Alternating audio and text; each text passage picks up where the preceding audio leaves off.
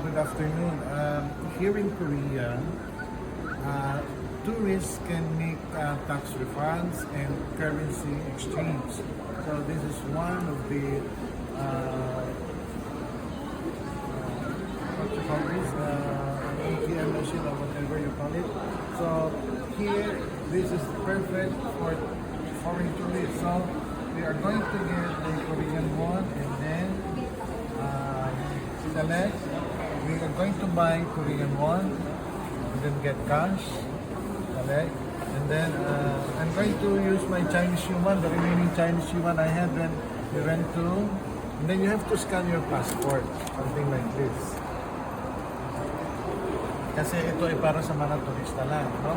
So, pagkatapos noon, pipili tayo ng Chinese yuan, lalagay natin dito sa lalagay natin isang, dalawang, tatlo. And then, you press withdraw. Then, would you like to print your receipt? Yes. Then they're processing the currency exchange. When finished, you have to take your passport. Okay? So it's 100%. So I have here the Korean won.